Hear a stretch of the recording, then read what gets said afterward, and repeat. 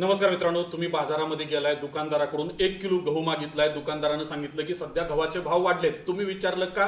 तर तो म्हणतो, साहेब गहू महाग झाला नाही, आपला रुपया स्वस्त झालाय. हे ऐकून हसू येते ना? पण आपल्या देशाच्या माननीय अर्थमंत्र्यांनी 2022 मध्ये असंच काहीतरी लॉजिक संपूर्ण देशाला सांगितलं होतं.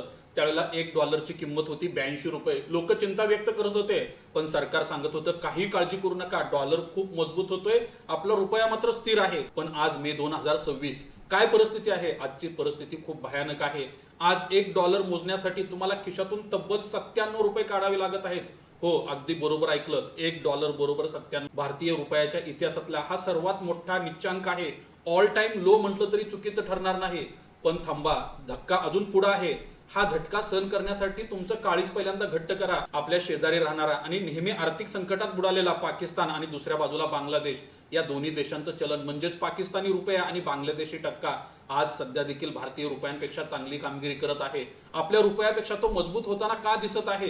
विश्वास बसत नाहीये ना? ज्या पाकिस्तानकडे खायला अन्न नाहीये, जिथं महागाईनं उच्चांक गाठलाय, त्या पाकिस्तानचा रुपया भारतापेक्षा मजबूत कसं काय बनू शकतो? हा निव्वळ एक भ्रम आहे की यामागे काही मोठं आंतरराष्ट्रीय षडयंत्र आहे? आणि सगळ्यात महत्त्वाचा प्रश्न, हा डॉलर 97 रुपयावर गेल्यामुळं तुमच्या आणि माझ्यासारख्या सर्वसामान्य मराठी माणसाच्या खिशावर आणि महिन्याच्या बजेटवर, मुलांच्या शिक्षणावर आणि तुमच्या घराच्या EMI वर काय परिणाम होणार आहे? ज्या नकळत पगारातून तुमचे पैसे कसे कापले जात आहेत, आज या व्हिडिओमध्ये ह्या सगळ्या गोष्टी डिटेलमध्ये सांगणार आहे. व्हिडिओ शेवटपर्यंत काळजीपूर्वक बघा, कारण आजचा व्हिडिओ खूप महत्त्वाचा असणार आहे. आणि आपल्या देशाची आर्थिक परिस्थिती नेमकी काय आहे आणि आपली अर्थव्यवस्था कोणत्या संकटातून जात आहे हे डिटेलमध्ये सांगत आहे. मित्रांनो, डेटा नक्की काय सांगतोय? हा आकड्यांचा खेळ पहिल्यांदा समजून घ्या. मित्रांनो, भावनेच्या आहारी न जाता आपल्याला डेटाकडे डोळे उघडे ठेवून बघता आलं पाहिजे, कारण जगात माणसं खोटं बोलू शकतात, पण आकडे कधीच खोटं बोलत नाहीत. मित्रांनो, $1 अमेरिकेचा आपल्याला खरेदी करायसाठी मे 2025 मध्ये 86 रुपये लागत होते. आज मे 2026 मध्ये त्याची किंमत झाली आहे 97 रुपये. म्हणजे एका वर्षातली घसरण तब्बल 13% आहे. या डेटाकडे बघितल्यानंतर तुमच्या काय लक्षात आलं? 19 मे 2026 रोजी भारताच्या रुपयानं एक नवीन इतिहास बनवला. पण दुर्दैवी इतिहास आहे, चांगला बिलकुल नाहीये. एका डॉलरची किंमत 97.15 रुपयांवर जाऊन पोहोचली. आज मे 2026 चा जर विचार केला, 96-97 दरम्यान आपला रुपया फिरत आहे. याचा अर्थ काय? गेल्या 12 महिन्यात आपला रुपया डॉलरच्या तुलनेत तब्बल 13% घसरला. आणि जर फक्त 2026च्या चालू वर्षाचा विचार केला तर गेल्या 5 महिन्यात यात तब्बल 7% घसरण झाली. आता तुम्ही म्हणाल, सर आपला काय प्रश्न आहे? मी काय अमेरिकेत थोडंच राहतोय? चला एक साधं उदाहरण देऊन सांगतो, म्हणजे तुमच्या लगेच लक्षात येईल. समजा तुम्ही अमेरिकेतून आयात केलेला $1000 आयफोन घेताय किंवा मॅकबुक खरेदी करण्याचा विचार करताय. 1 वर्षापूर्वी $1 85 रुपयांना होता. तेव्हा जर तुम्हाला त्यासाठी 85,000 रुपये मोजावे लागत होते, तर आज मे 2026 मध्ये तोच आयफोन घेण्यासाठी तुम्हाला 97,000 रुपये मोजावे लागत आहेत. विचार करा, तोच फोन, फीचर्स तेच, कंपनी देखील तीच आहे, पण फक्त आपल्या देशाचा रुपया कमकुवत झाल्यामुळं तुमच्या खिशातून 12,000 रुपये जास्त द्यावे लागत आहेत. हा थेट फटका तुमच्या खिशाला बसला, नाही तर मग कुणाच्या खिशाला बसला? आता वळूया आपल्या शेजारील राष्ट्रांकडे. मे 2025 मध्ये 1 रुपया दिला की 13.29 पाकिस्तानी रुपये मिळायचे. आज फक्त 2.90 मिळतात. म्हणजेच पाकिस्तानी रुपयाच्या समोर आपली 11.86% घसरण झाली आहे. बांगलादेशच्या चलनाचा विचार केला तर 10% घसरण झाली आहे. आणि कहर म्हणजे ज्या रशियावर संपूर्ण जगानं निर्बंध लावले, त्या रशियाचा रुबल गेल्या 1 वर्षात डॉलरच्या सुमारे 9 ते 10% मजबूत झाला. चीनची करन्सी देखील स्थिर आहे. संपूर्ण एशिया खंडाचा जर विचार केला तर आज आपला रुपया आशियातला सर्वात खराब कामगिरी करणारा कॉइन ठरला आहे. पण विचार करायला लावणारा प्रश्न आहे की ज्या देशाची अर्थव्यवस्था जगातील 5वी सगळ्यात मोठी अर्थव्यवस्था आहे, त्या भारताचा रुपया आज पत्त्यासारखा का कोसळतोय? ह्याची 4 प्रमुख कारणं समजून घेणं खूप गरजेचं आहे. मित्रांनो, 1 नंबरचं कारण आहे कच्चं तेल. आंतरराष्ट्रीय बाजारपेठेत उडालेला भडका. मित्रांनो, कल्पना करा, तुमच्या घराच्या एकूण महिन्याचा खर्च जो आहे त्यापैकी 50% खर्च फक्त एका वस्तूवर होत असेल तर तुम्ही काय कराल? त्या वस्तूच्या किमती जर अचानक 50% वाढल्या तर तुमचं बजेट बिघडेल ना? पूर्ण बजेट बिघडल्याशिवाय राहत नाही. त्याच पद्धतीनं भारताचं देखील सध्या नेमकं असंच झालंय. भारत आपल्या गरजेच्या जवळपास 88% कच्चं तेल परदेशातून आयात करतो, जे विकत घेतो. आणि तेलाचा व्यापार हा आंतरराष्ट्रीय नियमानुसार फक्त डॉलरमध्ये होतो. आणि यात आंतरराष्ट्रीय स्तरावर काय चाललंय सध्याला?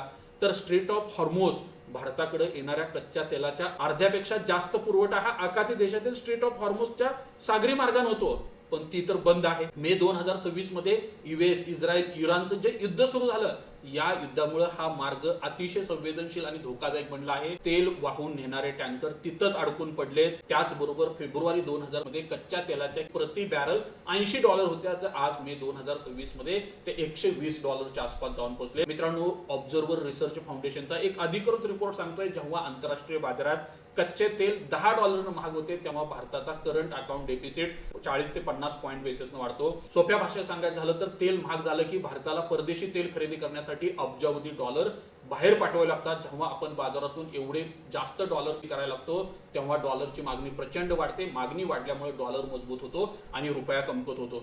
दुसरं महत्त्वाचं कारण आहे परदेशी गुंतवणूकदारांचा भारतातून जाणारा आउटफ्लो. मित्रांनो, हे दुसरं कारण खूप महत्त्वाचं आहे. समजा तुमच्या गावात एक मोठी फॅक्टरी आहे, तिथं मुंबईच्या मोठ्या श्रीमंत लोकांनी पैसा लावलाय. अचानक त्या लोकांना वाटलं की या गावात काहीतरी राजकीय आणि आर्थिक धोका निर्माण होऊ शकतो. ते काय करतील, आपले सगळे पैसे काढून घेऊन मुंबईला परत निघून जातील.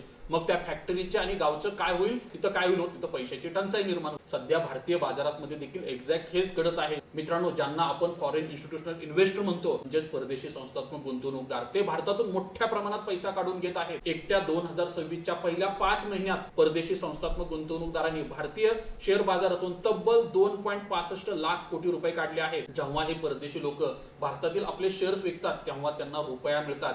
हे रुपया घेऊन ते परदेशात जाऊ शकत नाहीत, म्हणून त्यांना डॉलरमध्ये रूपांतरित करावं लागतं. यामुळे बाजारात रुपया विकण्याचं प्रमाण वाढतं, डॉलर खरेदी करण्याचं प्रमाण देखील वाढतं. परिणामी रुपयावरती सेलिंग प्रेशर येतं आणि अमेरिकेमध्ये सध्या तिथल्या सरकारी बॉन्ड्समध्ये 5% जास्त परतावा मिळत आहे. मग परदेशी गुंतवणूकदार काय विचार करत आहेत, भारतात रिस्क घेऊन पैसा ठेवण्यापेक्षा अमेरिकेच्या सरकारी बँकेत जर पैसे ठेवले तर कधीही ते सुरक्षित आणि फायद्याचे आहेत, म्हणून ते भारतातून पैसा काढून घेत आहेत. तिसरं महत्त्वाचं कारण आहे आंतरराष्ट्रीय बाजारात डॉलरचा वाढलेला माज.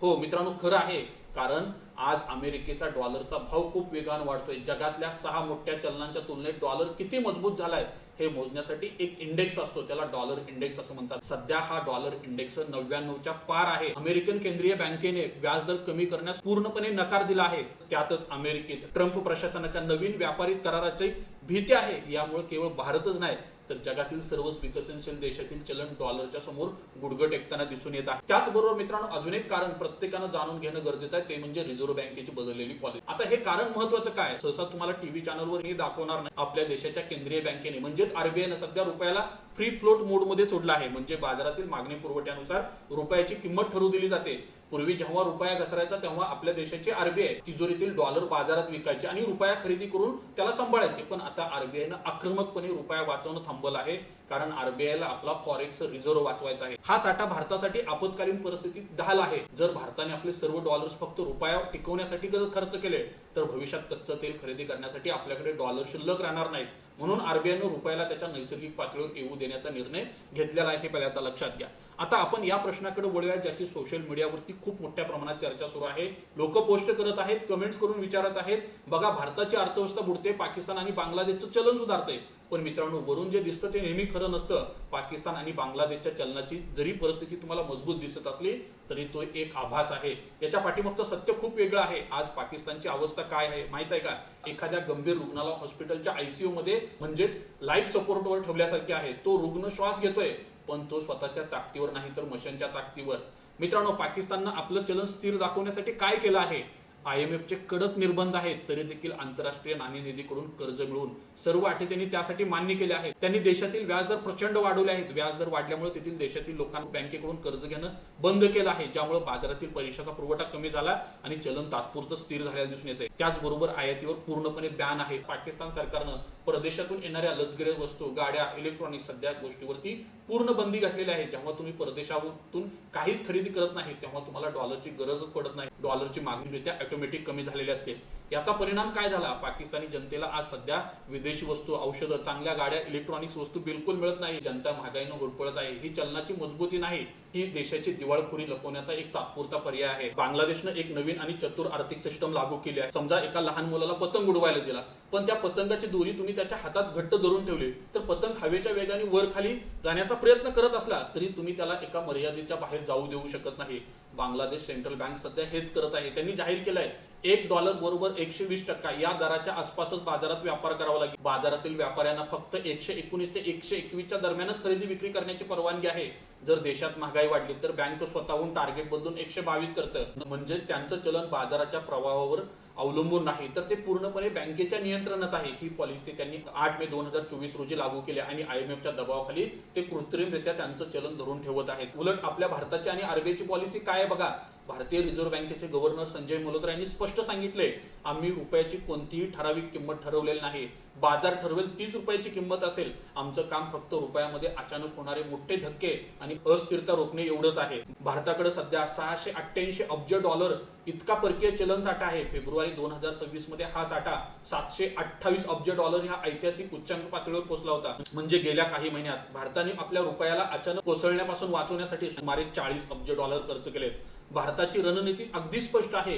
रुपयाला त्याच्या नैसर्गिक बाजार मूल्य गाठू द्यायचं, कारण कृत्रिमरित्या चलन धरून ठेवणं म्हणजे स्वतःची फसवणूक करण्यासारखं आहे. आपला देश कोणती खोटी फुशारकी न मारता एक कॅल्क्युलेटेड रिस्क घेत आहे. मित्रांनो, हे अर्थशास्त्राचे मोठे शब्द dollar, index, FI, crude oil हे कदाचित तुमच्या डोक्यावरून गेले असतील. पण मित्रांनो, मी तुम्हाला एकदम सिंपल भाषेत समजावून सांगतो. आपल्या गावाकडचं उदाहरण घेऊ म्हणजे तुमच्या लक्षात येईल. एखादा शेतकरी असतो, तो टीव्हीवरच्या बिलकुल बिझनेस न्यूज बघत नाहीये. त्याला डॉलरचा रेट काय चाललाय ह्याचं काही देणं घेणं नसतं. तरी 97 रुपयांच्या डॉलरचा त्याच्या जीवनावर कसा परिणाम होतो हे खूप गरजेचं आहे. मित्रांनो, त्याला शेतात नांगरणी करण्यासाठी ट्रॅक्टर भाड्याने घ्यावा लागत असेल किंवा स्वतःच्या ट्रॅक्टरमध्ये डिझेल टाकावं लागत असेल. डिझेल कुठून बनतं? क्रूड ऑइल पासून बनतं. क्रूड ऑइल आपल्याला बाहेरून आयात करावं लागतं. आणि आता सध्या डॉलर 97 रुपयांवर गेला आहे. त्यामुळे तेल महाग झाल्यामुळे भारतात डिझेलचे दर गगनाला भिडले आहेत. परिणामी काय होत आहे? शेतीची मशागत करायची म्हटलं तर त्या ठिकाणी त्याच्या खर्चामध्ये जवळपास 15 ते 20% वाढ झाली. त्याचबरोबर जे पीक आहे त्यासाठी लागणारे खतं, रासायनिक खतं हे आपल्याला आयात करावे लागतात. त्यासाठी कच्चा माल परदेशातून घ्यावा लागतो. रुपया कमकुवत झाल्यामुळे या कंपन्यांना कच्चा माल महाग मिळतोय.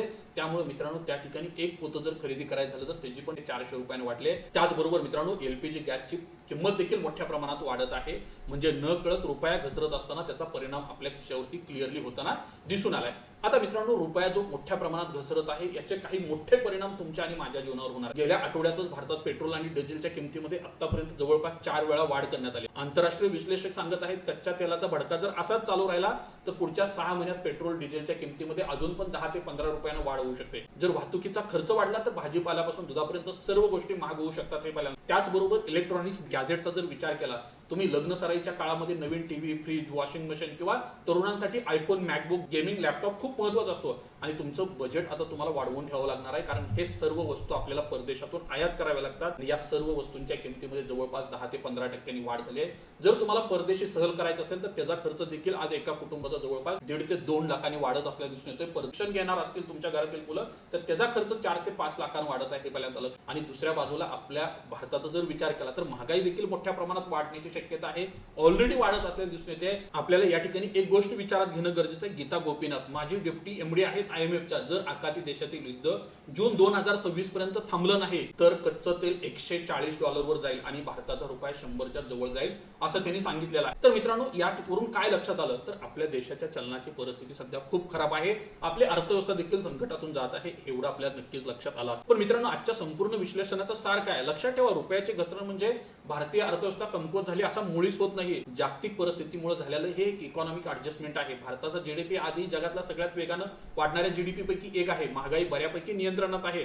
आपल्याकडे आजही $688 अब्ज मजबूत तिजोरी आहे परकीय चलनाचे. आणि जागतिक युद्धामुळे आपल्याला तात्पुरता त्रास सहन करावा लागत आहे, मान्य आहे. पण पाकिस्तान आणि बांगलादेशचं चलन जरी आज कागदावर तुम्हाला होत असलं तरी ते IMFच्या सपोर्ट लाईनवरती आणि कृत्रिम नियंत्रणावरती चालते हे पहिल्यांदा लक्षात घ्या. या उलट भारतीय रुपयामधून पूर्णपणे स्वातंत्र्य आहे, लक्षात ठेवा. आता मला तुमच्याकडून जाणून घ्यायचं आहे, तुम्हाला काय वाटतं, आपल्या RBIनं स्वतःचे डॉलर खर्च करून आपला रुपया आक्रमकपणे वाचवला पाहिजे की आपल्या रुपयाला नैसर्गिक किंमत गाठू दिली पाहिजे?